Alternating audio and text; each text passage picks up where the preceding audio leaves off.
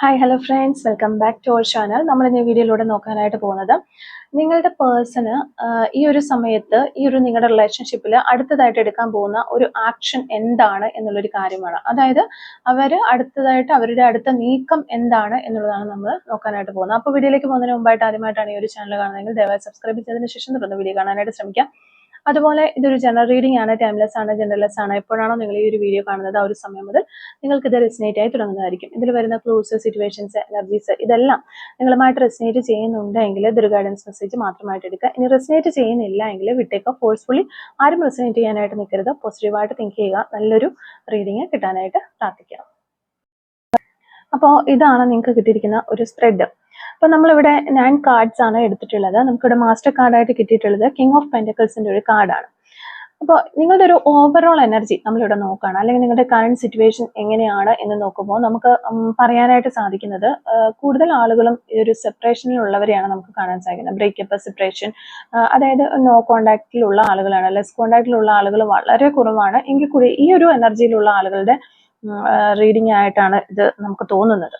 Okay, അപ്പോൾ കുറേ നാളുകളായിട്ട് യാതൊരു വിധത്തിലുള്ള കമ്മ്യൂണിക്കേഷനോ കാര്യങ്ങളോ ഒന്നുമില്ല. ഒരു 6 months എബവ് ആയിട്ട് നിങ്ങൾ ഒരു സെപ്പറേഷനിലാണ് എന്നാണ് നമുക്ക് മനസ്സിലാക്കാനായിട്ട് സാധിക്കുന്നത്.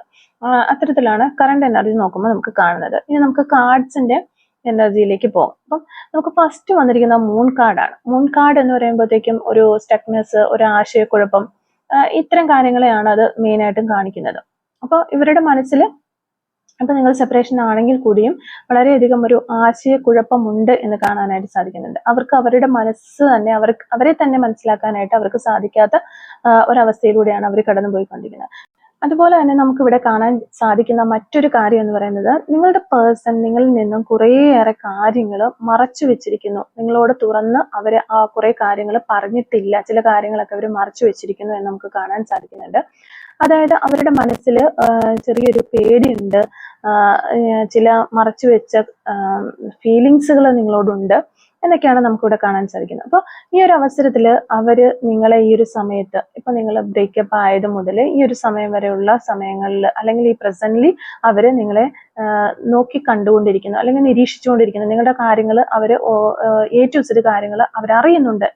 എന്നാൽ നേരിട്ട് ഒരു നിങ്ങളിലേക്ക് വരാനൊരു മനസ്സിന് ഒരു വിഷമവും ആശങ്കയും ഒക്കെ തോന്നുന്ന അവസ്ഥയിലാണ് അവരുള്ളത് എന്നാണ് നമുക്ക് കാണാനായിട്ട് സാധിക്കുന്നത്. അത് എന്തുകൊണ്ടാണെന്ന് വെച്ചാൽ പല കാര്യങ്ങളുണ്ടാകാം. ഇതൊരു ജനറൽ റീഡിംഗ് ആയതുകൊണ്ട് തന്നെ നമുക്ക് കറക്റ്റ് ആയിട്ടൊരു കാര്യം പറയാൻ സാധിക്കില്ല എങ്കിലും ചിലപ്പോൾ ഈ ഒരു റിലേഷൻഷിപ്പിൽ ഈ ഒരു പേഴ്സൺ നിങ്ങൾ തമ്മിൽ ഒരു കോൺഫ്ലിക്റ്റോ കാര്യങ്ങളോ പ്രശ്നങ്ങളോ ഒക്കെ വന്ന സമയത്ത് നിങ്ങളിലാണ് മുഴുവൻ തെറ്റും എന്ന രീതിയിൽ നിങ്ങളെ ഒരു തെറ്റുകാരനോ തെറ്റുകാരിയായി ചിത്രീകരിച്ച് എനിക്ക് ഇതിലും നല്ലൊരു എനിക്ക് കിട്ടും എന്ന രീതിയിൽ നല്ലൊരു റിലേഷൻഷിപ്പിൽ നിൽക്കേണ്ട ഒരു വ്യക്തിയാണ്, നിങ്ങളൊരു മോശക്കാരനാണ്, മോശക്കാരിയാണ് എന്ന രീതിയിൽ ചിത്രീകരിച്ച് പോയിട്ടുള്ള വ്യക്തികളായിരിക്കാം. പക്ഷെ ഈ ഒരു ഡിസ്റ്റൻസ് അവർക്ക് ഒരു അവരെ തന്നെ മനസ്സിലാക്കാനുള്ള സമയവും അവരുടെ ചുറ്റുമുള്ള ആളുകളെ മനസ്സിലാക്കാനുള്ള ഒരു സമയം തന്നെയായിരുന്നു. അപ്പൊ കുറച്ച് കാര്യങ്ങളൊക്കെ ഇവർക്ക് മനസ്സിലായിട്ടുണ്ട്. അതുകൊണ്ട് തന്നെ ഇങ്ങനെയൊക്കെ വലിയ സാറ് കളിച്ച് പോയൊരു വ്യക്തി ആയതുകൊണ്ട് തന്നെ തിരിച്ച് നിങ്ങളിലേക്ക് വരുമ്പോൾ നിങ്ങൾ ഇവരെ സ്വീകരിക്കുമോ, അങ്ങനെയുള്ള ഒരു ഇതായിരിക്കാം. അപ്പൊ ഓരോരുത്തർക്കും ഞാനൊരു എക്സാമ്പിൾ പറഞ്ഞതെന്നുള്ളത്, ഓരോരുത്തർക്കും ഓരോ രീതിയിലായിരിക്കാം അത്. അപ്പൊ എന്തെങ്കിലുമൊക്കെ കാര്യങ്ങൾ കൊണ്ട് അവർക്ക് നിങ്ങളിലേക്ക് തിരിച്ചു വരാനായിട്ട് ഒരു നാണക്കേട് ഉണ്ടാവാം, ആ ഒരു കുറ്റബോധം തോന്നുന്നുണ്ടാകാം. അതൊക്കെ ആയിരിക്കാം ഇവരെ വളരെയധികം ഒരു ആശയക്കുഴപ്പത്തിൽ എത്തിച്ചു നിർത്തിയിരിക്കുന്നത്. അപ്പൊ എന്തായാലും അത്തരത്തിലുള്ള ആശങ്കയിലാണ് അവരുള്ളത് എന്നാണ് നമുക്ക് കാണാൻ സാധിക്കുന്നത്. പിന്നെ നൈറ്റ് ഓഫ് കപ്സിന്റെ എനർജി വരുമ്പോൾ അവർക്ക് നിങ്ങളോട് ഇപ്പോഴും ഈ ഒരു സമയത്തും വളരെയധികം ഒരു അട്രാക്ഷൻ നിങ്ങളോട് തോന്നുന്നുണ്ട്. അതായത് ഫീലിങ്സുകൾ നിങ്ങളോടുണ്ട് എന്ന് തന്നെയാണ് കാണുന്നത്. നൈറ്റ് ഓഫ് കപ്സിന്റെ എനർജി അത് തന്നെയാണ് കാണിക്കുന്നത്. ഒരു സ്നേഹത്തിന്റെ, അതായത് മനസ്സിന്റെ ഒരു വഴിയിലേക്ക്, അല്ലെങ്കിൽ ഒരു സ്നേഹത്തിന്റെ വഴിയിലേക്ക് നിങ്ങളുമായിട്ട് ഒരുമിച്ച് ചേർന്ന് പോകണമെന്ന് അവർ ആഗ്രഹിക്കുന്നുണ്ട്. ഒരു ചില മധുരമായ കോൺവെർസേഷൻസ് ഒക്കെ ഈ ഒരു റിലേഷൻഷിപ്പിൽ ഉണ്ടാകണം, റൊമാൻറ്റിക് ആയിട്ടുള്ള സംഭാഷണങ്ങൾ ഉണ്ടാകണം, ഇങ്ങനെയൊക്കെ ചെയ്യണം, നിങ്ങളോട് സംസാരിക്കണം, ആ ഒരു രീതിയിലൊക്കെ ഇവർ ചിന്തിക്കുന്ന എനർജീസ് ആണ് നമുക്ക് ഈ ഒരു നൈറ്റ് ഓഫ് കപ്സിൽ കാണാനായിട്ട് വരുന്നത്. പക്ഷെ അത് ഉടനെ ഉണ്ടാവില്ല. കുറച്ച് നന്നായിട്ട് ചിന്തിച്ച് ശരിയായ ഒരു അവസരം വരുമ്പോൾ അവർ നിങ്ങളിലേക്ക് വരാനായിട്ട് വെയിറ്റ് ചെയ്തിരിക്കുന്നു.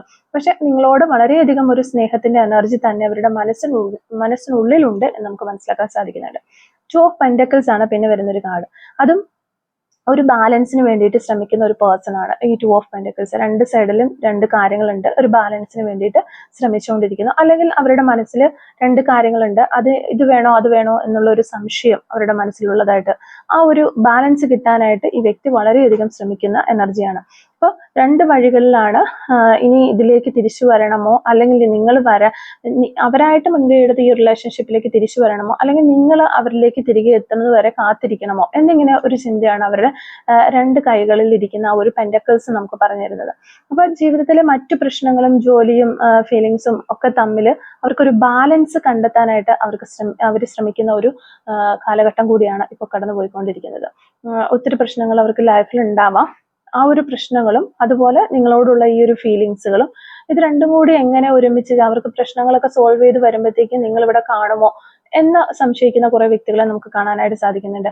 ഇനി നിങ്ങളിലേക്ക് ഓടി വന്നു കഴിഞ്ഞു കഴിഞ്ഞാൽ ഇവരുടെ ഇപ്പൊ ഇവർ പ്രസന്റ് ആയിരിക്കുന്ന സ്ഥലത്തുള്ള പ്രശ്നങ്ങളും കാര്യങ്ങളും ഒക്കെ അവിടെ അങ്ങനെ കിടക്കും. അപ്പം ലൈഫിനൊരു ഉയർച്ചയില്ലാതെ പോകും. അതും അവർക്ക് ഒരു ബുദ്ധിമുട്ടാണ്. അപ്പൊ എന്ത് വേണം എന്നൊരു ബാലൻസ് കണ്ടെത്താനായിട്ട് ശ്രമിച്ചുകൊണ്ടിരിക്കുന്ന ഒരു മാനസികാവസ്ഥയാണ് അവരുടേതെന്ന് കാണുന്നുണ്ട്. പിന്നെ 10 ഓഫ് വാൻഡ്സ് എന്ന് പറയുമ്പോഴത്തേക്കും അവർക്കിപ്പോൾ വളരെയധികം മാനസികമായ വിഷമങ്ങളാണ്. അപ്പൊ നമ്മൾ ഓൾറെഡി കണ്ടു മൂൺ കാർഡിലുണ്ട് അവർക്ക് വളരെയധികം ആശങ്കയും ടെൻഷനും ഒക്കെ ഉള്ളതായിട്ട്. അതുപോലെ തന്നെ 2 ഓഫ് പെന്റക്കിൾസിലും അത് തന്നെയാണ് കാണുന്നത്. വളരെയധികം ടെൻസ്ഡ് ആയ ഒരു മാനസികാവസ്ഥയിലൂടെയാണ് ഈ 10 ഓഫ് വാൻഡ്സും അത് തന്നെയാണ്. ഒത്തിരി ഭാരം ചുമക്കുകയാണ് ആ ഒരു ടെൻഷനും കാര്യങ്ങളും. പിന്നെ അവർക്ക് പ്രശ്നങ്ങൾ ഉണ്ടായിരിക്കും, ഇവരുടേതായ പ്രശ്നങ്ങൾ സോൾവ് ചെയ്യുന്ന ആ ഒരു വിഷമങ്ങൾ ഭാരമേറെ ചുമക്കുന്ന ഒരു വ്യക്തിയാണ് നമുക്കിവിടെ കാണാൻ സാധിക്കുന്നത്. അപ്പൊ നിങ്ങളുമായിട്ടുള്ള ഈ ഒരു പാസ്റ്റില് അവര് കുറെ അതായത് നമ്മളിവിടെ പറഞ്ഞത് നിങ്ങളോട് കുറെ കാര്യങ്ങൾ ഒളിച്ചു വെച്ചിട്ടുണ്ട് ഈ ഒരു പേഴ്സൺ, മറച്ചു പിടിച്ചിട്ടുണ്ട് എന്ന് പറഞ്ഞ്. അതിപ്പോ ഒരു തേർഡ് പാർട്ടി സിറ്റുവേഷനോ തേർഡ് പാർട്ടിയോ അല്ലെങ്കിൽ അങ്ങനെ എന്തൊക്കെയോ ഒരു കാര്യങ്ങളായിരിക്കാം. എന്തോ ഒരു അവർക്ക് കുറ്റബോധം തോന്നുന്ന രീതിയിലുള്ള ഒരു തെറ്റ് അവർ നിങ്ങളോട് ചെയ്തിട്ടുണ്ട് എന്നാണ് കാണാൻ സാധിക്കുന്നത്. അപ്പൊ ആ ഒരു സംഭവങ്ങളൊക്കെ ഇവർക്ക് ഈ ഒരു സമയത്ത് ഒരു തിരിച്ചടിയായിട്ട് ഇവരുടെ ലൈഫിലേക്ക് വരുന്നതായിട്ട് ഇവർക്ക് ഫീൽ ചെയ്യാണ്. അപ്പൊ അവർക്ക് ആ ഒരു തിരിച്ചടി കിട്ടുന്ന ആ എന്ത് കാര്യത്തിൽ നിന്നാണോ ആ ഒരു കാര്യവും ഇവർക്ക് വിട്ടുകളയാനായിട്ട് വളരെയധികം ആഗ്രഹമുണ്ട്. അവർ വിട്ടുകളയാനായിട്ട് ശ്രമിക്കുന്നുണ്ട്. അത് ചിലപ്പോൾ തേർഡ് പാർട്ടി ആയിരിക്കാം, അല്ലെങ്കിൽ തേർഡ് പാർട്ടി സിറ്റുവേഷൻ ആയിരിക്കാം, അല്ലെങ്കിൽ ഫാമിലി ആയിരിക്കാം. എന്തോ ഒരു കാര്യം അവർ വിട്ടുകളയാനായിട്ട് ആഗ്രഹിക്കുന്നു. പക്ഷെ അത് വിട്ടുകളയുമ്പോഴും ഇവർക്ക് മനസ്സിൽ നിങ്ങളോട് ചെയ്തു പോയതിന് ഒരു കുറ്റബോധമുണ്ട്. ഇനി ആ ഒരു വ്യക്തി ആയിക്കോട്ടെ എന്തായിക്കോട്ടെ ആ ഒരു സിറ്റുവേഷൻ വിട്ടിട്ട് വരുമ്പോൾ അവരോടും ഒരു കുറ്റബോധം ഈ വ്യക്തിക്ക് അവരെയും ഞാനിങ്ങനെ വിട്ടിട്ട് പോരാണല്ലോ എന്നൊരു വിഷമം ഈ വ്യക്തിക്കുള്ളതായിട്ട് നമുക്ക് കാണാൻ സാധിക്കും. അതിനാൽ അടുത്ത നീക്കം പക്ഷെ അവർ വളരെയധികം ആഗ്രഹിക്കുന്നുണ്ട് ആ ഒരു തേർഡ് പാർട്ടി ആയിക്കോട്ടെ എന്തായിക്കോട്ടെ ആ ഒരു ഇവർക്ക് നിങ്ങൾക്കും ഇടയിൽ നിൽക്കുന്ന എന്താണോ ആ ഒരു പ്രശ്നം അതിനെ വിട്ടുകളയാനായിട്ട് ഇവർ വളരെയധികം ആഗ്രഹിക്കുന്ന എനർജീസ് നമുക്ക് കാണാനായിട്ട് സാധിക്കുന്നുണ്ട്. അപ്പം അതുകൊണ്ട് തന്നെ ഇവിടെ നമുക്ക് അടുത്ത നീക്കം അവരുടെ ഒരു നടത്തുമ്പോൾ അവർ ശരിക്കും ഒരു ആത്മാർത്ഥതയോടെ ഈ ഒരു ബാലൻസ് നേടിയിട്ട് ആത്മാർത്ഥതയോടെ സ്റ്റേബിൾ ആയിട്ട് ഒരു കാര്യത്തിന് വേണ്ടിയിട്ട് നിൽക്കണം എന്ന് അവർ ആഗ്രഹിക്കുന്നതായിട്ടുള്ള എനർജീസ് നമുക്ക് കാണാനായിട്ട് സാധിക്കുന്നത്. പിന്നെ പേജ് ഓഫ് സോഡ്സ് ആണ് നമുക്കിവിടെ വരുന്നത്. പേജ് ഓഫ് സോഡ്സ് എന്ന് പറയുമ്പോഴത്തേക്കും നിങ്ങളുമായിട്ട് ഒരു കമ്മ്യൂണിക്കേഷൻ വേണം എന്ന് ഈ വ്യക്തി വളരെയധികം ആഗ്രഹിക്കുന്നു. അവർ നിങ്ങളെ സോഷ്യൽ മീഡിയയിലോ മറ്റേതെങ്കിലും വഴികളിലൂടെയൊക്കെ അവർ നിങ്ങളെ നോക്കി കാണുന്നുണ്ടാകാം, അല്ലെങ്കിൽ നിങ്ങളുടെ കോമൺ ഫ്രണ്ട്സിനോടൊക്കെ അന്വേഷിച്ച് നിങ്ങളുടെ കൊച്ചു കൊച്ചു കാര്യങ്ങൾ കൂടി അവർ അറിയുന്നുണ്ട് എന്നാണ് നമുക്ക് മനസ്സിലാവുന്നത്. അതുപോലെ തന്നെ എപ്പോ നിങ്ങളോട് സംസാരിക്കണം, എങ്ങനെ നിങ്ങളെ സമീപിക്കണം എന്ന് അവർ ചിന്തിക്കുന്ന എനർജീസ് നമുക്ക് കാണാൻ സാധിക്കുന്നു. അതായത് അവരുടെ അടുത്ത നീക്കം എന്ന് പറയുന്നത് നിങ്ങളുടെ ഈ ഒരു റിലേഷൻഷിപ്പ് പുതിയതായിട്ട് റീസ്റ്റാർട്ട് ചെയ്യുക എന്നത് തന്നെയാണ് എന്ന് നമുക്ക് ഈ പേജ് ഓഫ് സോഡ്സ് വഴി പറയാനായിട്ട് സാധിക്കും. അപ്പോൾ നമ്മളിവിടെ നോക്കുന്നത് അത് തന്നെയാണ്. നെക്സ്റ്റ് അവരെന്താണ് ഒരു ആക്ഷൻ എടുക്കുക. അപ്പൊ നെക്സ്റ്റ് എന്ന് പറഞ്ഞാൽ തൊട്ടടുത്ത് അവർ ചെയ്യാനായിട്ട് പോകുന്നതെന്ന് വെച്ചാൽ ഒരു കമ്മ്യൂണിക്കേഷൻ സ്റ്റാർട്ട് ചെയ്യുന്നു. അത് തന്നെയാണ് നമുക്കിവിടെ ഒരു പേജ് ഓഫ് സോഡ്സിലൂടെ ഒരു കമ്മ്യൂണിക്കേഷൻ സ്റ്റാർട്ട് ചെയ്യാനുള്ള ആഗ്രഹം വളരെയധികം അവർക്കുണ്ട്. ആ കമ്മ്യൂണിക്കേഷൻ വഴി ഒരു റീസ്റ്റാർട്ട് ഈ ഒരു റിലേഷൻഷിപ്പിന് വേണമെന്ന് അവർ ആഗ്രഹിക്കുകയാണ്. അപ്പൊ അതാണ് നമുക്കിവിടെ കിട്ടുന്ന നെക്സ്റ്റ് ഒരു നീക്കം എന്താണെന്ന് ചോദിച്ചാൽ, അല്ലെങ്കിൽ അവരെടുക്കുന്ന ആക്ഷൻ, എടുക്കാനായി പോകുന്ന ആക്ഷൻ അത് തന്നെയാണ്. പിന്നെ നമുക്ക് വരുന്നത് ഹെർമിറ്റ് കാർഡാണ്. ഹെർമിറ്റ് കാർഡ് എന്ന് പറയുമ്പോഴത്തേക്കും അവര് ഒരു അല്പം ഈ ഒരു സമയത്ത് ഒന്ന് അകന്ന് നിൽക്കുന്ന ഒരു എനർജിയിലാണ് എന്ന് കാണുന്നുണ്ട്. പക്ഷെ അങ്ങനെ അകന്ന് നിൽക്കുമ്പോഴും ഈ ഒരു ഗ്യാപ്പ് വന്ന ഈ ഒരു സമയത്തും അവർ ചിന്തിച്ചുകൊണ്ടിരിക്കുകയാണ് ഇനി എന്താണ് വേണ്ടത്. അതുപോലെ തന്നെ അവരുടെ തെറ്റുകൾ, അവർക്ക് എന്തൊക്കെ മിസ്റ്റേക്കുകളാണ് ഈ ഒരു റിലേഷൻഷിപ്പിൽ വന്നു പോയിട്ടുള്ളത്, ഞാൻ എന്തായിരുന്നു, എങ്ങനെയായിരുന്നു ഈ ഒരു പേഴ്സന്റെ അടുത്ത് ആയിരിക്കേണ്ടത്, ഞാൻ എങ്ങനെ ആയിരുന്നു, എൻ്റെ വാക്കുകളിലൂടെ ഞാൻ ഏതൊക്കെ രീതിയിൽ മോശമായ രീതിയിൽ സംസാരിച്ചിട്ടുണ്ട്, അല്ലെങ്കിൽ എൻ്റെ ഭാഗത്തുനിന്ന് വന്നുപോയ മിസ്റ്റേക്കുകൾ എന്താണ് എന്ന് ഈ വ്യക്തി ആലോചിക്കുന്നു, വിലയിരുത്തുന്നു, മനസ്സിലാക്കുന്നു. അതൊക്കെയാണ് നമുക്കിവിടെ ഒരു ഹെർമിറ്റ് കാർഡിലൂടെ കാണാനായിട്ട് സാധിക്കുന്നത്. അപ്പം അവരെ സ്വയം തിരിച്ചറിയുന്ന, അല്ലെങ്കിൽ ഒരു തിരിച്ചറിവിന്റെ പാതയിലൂടെയാണ് ഇപ്പോൾ അവർ കടന്നു പോകുന്നതെന്ന് വേണമെങ്കിൽ നമുക്ക് പറയാം. അതിനാൽ തന്നെ കുറച്ചൊരു ഡിലേ ഉണ്ടാകും, ഇനി ഒരു ആക്ഷൻ എടുക്കാനായിട്ട് ഒരു കുറച്ച് ഡിലേ ഉണ്ടാകും എന്നാണ് കാണുന്നത്. അതായത് ഒരു കമ്മ്യൂണിക്കേഷൻ ആയിക്കോട്ടെ, ഒരു റീസ്റ്റാർട്ട് ബിൽഡ് ചെയ്യുന്ന, നിങ്ങളുടെ റിലേഷൻഷിപ്പ് റീസ്റ്റാർട്ട് ചെയ്യുന്നതായിക്കോട്ടെ, എന്തായാലും കുറച്ച് ഡിലേ ഉണ്ടാകും. കാരണം അവർ കുറച്ചും കൂടി കാര്യങ്ങൾ തിരിച്ചറിയാനും മനസ്സിലാക്കാനും ഉണ്ടാകും. തിരിച്ചറിവിന്റെ ഒരു പാതയിലൂടെയാണ് അവർ ഒരു മെച്ചൂരിറ്റി ഒക്കെ ആയി വരുന്നു, ആ ഒരു ലെവലിലേക്ക് വന്നുകൊണ്ടിരിക്കുന്നേ ഉള്ളൂ നിങ്ങളുടെ പേഴ്സൺ. പക്ഷെ അവർ ആ ഒരു ആക്ഷൻ എടുക്കും, അല്ലെങ്കിൽ നിങ്ങളുമായിട്ടൊരു പുതിയ രീതിയിൽ ഒരു ന്യൂ ബിഗിനിങ് ഉണ്ടാകും. അപ്പൊ ആ ഉണ്ടാകുന്നത് വളരെ ആത്മാർത്ഥമായിരിക്കും എന്നാണ് ഇത് ഹെർമിറ്റ് കാർഡ് നമുക്ക് പറഞ്ഞു തരുന്നത്. ഓക്കെ, അപ്പോ നമുക്കിനി ത്രീ ഓഫ് കപ്സ് എന്ന് പറയുമ്പോഴത്തേക്കും ഉടനെ ഒരു ത്രീ ഓഫ് കപ്സ് എപ്പോഴും ഒരു റീയൂണിയന്റെ കാർഡ് തന്നെയാണ്. അതുകൊണ്ട് തന്നെ നമുക്കൊരു റീയൂണിയൻ ഉണ്ടാകും എന്ന് ഉറപ്പിച്ച് പറയാനായിട്ട് പറ്റും. അത് തന്നെ നമുക്ക് ഓൾറെഡി മുന്നത്തെ കാർഡിലെ പേജ് ഓഫ് തോട്ട്സിൽ നമ്മൾ കണ്ടു. കമ്മ്യൂണിക്കേഷൻ വഴി ഒരു റീസ്റ്റാർട്ട് ഉണ്ടാകണം എന്നാണ് നിങ്ങളുടെ വ്യക്തി ആഗ്രഹിക്കുന്നത്. അപ്പൊ അത് തന്നെയായിരിക്കും അവരെടുക്കുന്ന ഒരു ആക്ഷനും. അത് നമുക്ക് കണ്ണുപൂട്ടി പറയാനായിട്ട് സാധിക്കും. അപ്പോൾ വീണ്ടും നിങ്ങളുമായി കമ്മ്യൂണിക്കേറ്റ് ചെയ്യും, ഒരു കാഷ്വൽ ചാറ്റ് പോലെയൊക്കെ നിങ്ങളിലേക്ക് വന്ന് സംസാരിക്കും. പിന്നെ അതൊരു ഗ്രാജുവലി അത് പ്രോഗ്രസ് ചെയ്ത് കൊണ്ടുവരാനാണ് അവർ ആഗ്രഹിക്കുന്നത്. അതിനുശേഷം ഒരു സോഷ്യൽ ഇന്ററാക്ഷൻ വഴി നിങ്ങൾ രണ്ടുപേരും വീണ്ടും ഒരു കോമൺ ഫ്രണ്ട്സോ ആരെങ്കിലും ഒക്കെ വഴി നിങ്ങൾ വീണ്ടും ഒരു സെലിബ്രേഷനിലേക്ക് വരാനുള്ള ചാൻസ് കാണുന്നുണ്ട്.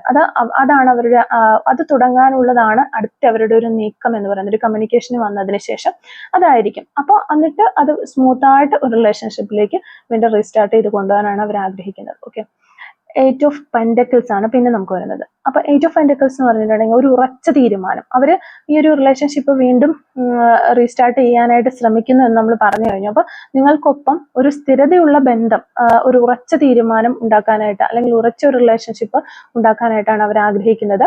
എന്നാൽ ഇപ്പോ അവര് ഒരു അതിന് വേണ്ടിയിട്ടുള്ള നമ്മളിപ്പം ഗ്രൗണ്ട് വർക്ക് ചെയ്യുക എന്നൊക്കെ പറയില്ല, അതായത് അതിന് വേണ്ടിയിട്ട് അടിത്തറയിടുകയാണ് അവര്. അതിന് വേണ്ടിയിട്ട് വേണ്ട കാര്യങ്ങളൊക്കെ പ്ലാൻ ചെയ്ത് തട്ടം കൂട്ടുക അങ്ങനെയൊക്കെ പറയുന്ന പോലെ അടിത്തറയിട്ട് അതിനു വേണ്ടിയിട്ട് ഒരുക്കുകയാണ്. അതായത് ജോലി, സാമ്പത്തിക സ്ഥിതി ഇതെല്ലാം മെച്ചപ്പെടുത്തി എടുക്കാനായിട്ട് ശ്രമിച്ചുകൊണ്ടിരിക്കുന്നു. പിന്നെ മനസ്സ് അവരുടെ മനസ്സിൽ കുറച്ച് ഹീലിങ്സ് ഒക്കെ വന്ന് അവരുടെ തെറ്റുകളും കുറ്റങ്ങളും ഒക്കെ മനസ്സിലാക്കി ഇനി ഒരു റിലേഷൻഷിപ്പിൽ എങ്ങനെ നിൽക്കണം, ഒരു നല്ല രീതിയിൽ ഗിവ് ആൻഡ് ടേക്ക് ഒക്കെ കൊടുത്ത് നിൽക്കണം എന്ന രീതിയിൽ അവരെ തന്നെ ഒന്ന് പ്രിപ്പയർ ചെയ്ത് കൊണ്ടുവന്നതിന് ശേഷം ഒരു റീസ്റ്റാർട്ട് ഉണ്ടാക്കാനായിട്ട് അവർ ശ്രമിക്കുന്ന എനർജീസ് ആണ് നമുക്ക് കിട്ടുന്നത്.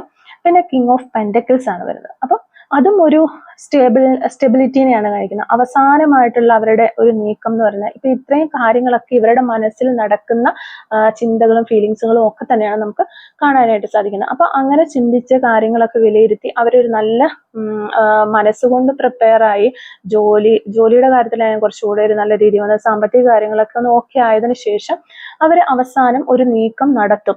അത് ഉറച്ചതായിരിക്കും എന്നാണ് നമുക്ക് കിങ് ഓഫ് പെന്റക്കിൾസ് വഴി പറയാനായിട്ട് വരുന്നത്. അവർ ഒരു സമയത്ത് ഒരു നീക്കം ചെയ്യുമ്പോൾ അത് ഫ്യൂച്ചറിൽ ഒരു സ്റ്റേബിൾ ആയിട്ടുള്ളതായിട്ട് സ്ഥാപിക്കണം. അത് ഉറച്ചൊരു തീരുമാനമായിരിക്കണം.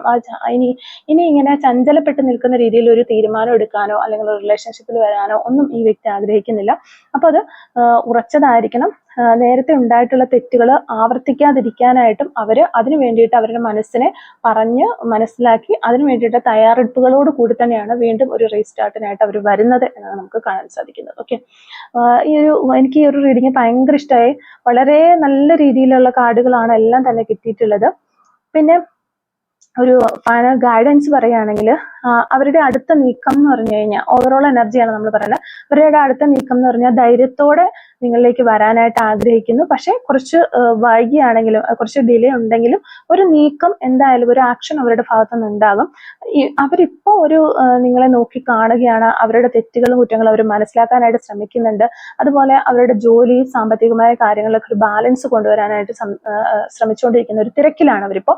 എന്നാൽ അവർ മനസ്സിൽ നിങ്ങളോട് നല്ല ഫീലിങ്സ് അവർക്കുണ്ട്. മനസ്സിൽ നിന്ന് അവർ നിങ്ങളെ വിട്ട് കളഞ്ഞിട്ടില്ല.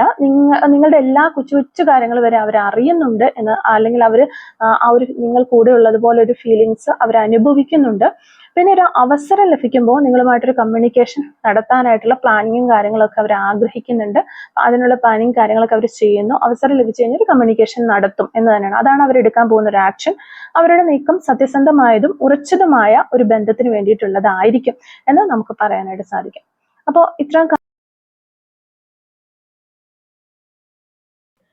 അപ്പോൾ ഈ ഒരു റീഡിങ്ങുമായിട്ട് റിലേറ്റ് ചെയ്ത് വരുന്ന കുറച്ച് ക്ലൂസും കൂടി നമുക്ക് നോക്കാം. Clues related to this reading. Okay, clues related to this reading.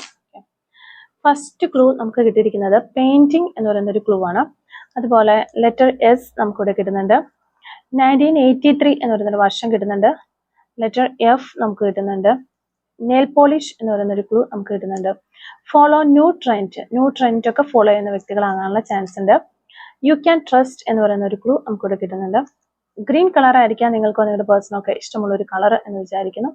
അതുപോലെ തന്നെ നമ്പർ 50 നമുക്കിവിടെ കിട്ടുന്നുണ്ട്. അതുപോലെ നമ്പർ 23 നമുക്ക് കിട്ടുന്നുണ്ട്. സിംഗിങ് എന്ന് പറയുന്ന ഒരു ക്ലൂ നമുക്കിവിടെ കിട്ടുന്നുണ്ട്.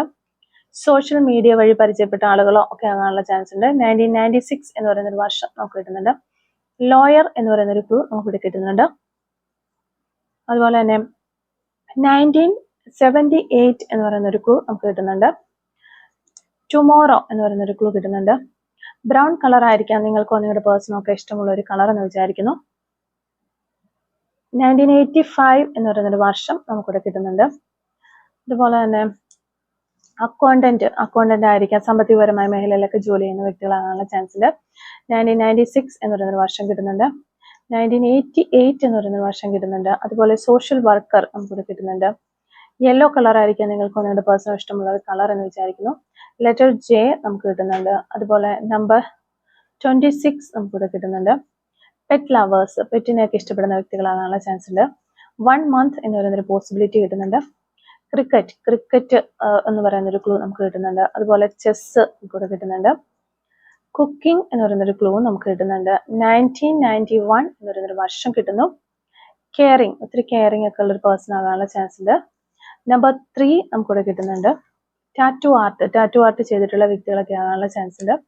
കോട്ടയം ജില്ല, നമുക്കിവിടെ കോട്ടയം ജില്ല വരുന്നുണ്ട്. നിങ്ങളുടെ ഈ റിലേഷൻഷിപ്പിന് കോട്ടയം ജില്ലയുമായിട്ട് എന്തെങ്കിലും ബന്ധം ഉണ്ടാവുമെന്ന് വിചാരിക്കുന്നു. മ്യൂസിക് എന്ന് പറയുന്നൊരു ക്ലൂ കിട്ടുന്നുണ്ട്. അതുപോലെ ജാനുവരി മന്ത് നമുക്കിവിടെ കിട്ടുന്നുണ്ട്. 2 months എന്ന് പറയുന്നൊരു പോസിബിലിറ്റി നമുക്കിവിടെ വരുന്നുണ്ട്. നമ്പർ 4 നമുക്ക് കിട്ടുന്നുണ്ട്. നമ്പർ 45 നമുക്കിവിടെ വരുന്നുണ്ട്. അതുപോലെ നമ്പർ 43. അപ്പോൾ ഇത്രയും ക്ലൂസ് ആണ് ഈ ഒരു റീഡിങ്ങുമായിട്ട് റിലേറ്റ് ചെയ്ത് നമുക്കിവിടെ കിട്ടുന്നത്. അപ്പോൾ ഈ ഒരു ക്ലൂസും അതുപോലെ തന്നെ റീഡിങ്ങും ഒക്കെ നിങ്ങളുമായിട്ട് റെസിനേറ്റ് ചെയ്യുന്നുണ്ടെങ്കിൽ തീർച്ചയായിട്ടും കമന്റ് വഴി അറിയിക്കാനായിട്ട് ശ്രമിക്കുക. അതുപോലെ തന്നെ റീഡിങ് നിങ്ങൾക്ക് ഇഷ്ടമാവുകയാണെങ്കിൽ തീർച്ചയായിട്ടും ലൈക്ക് ചെയ്യുക, മറക്കാതെ സബ്സ്ക്രൈബ് ചെയ്ത് സപ്പോർട്ട് ചെയ്യുക. Thank you for watching.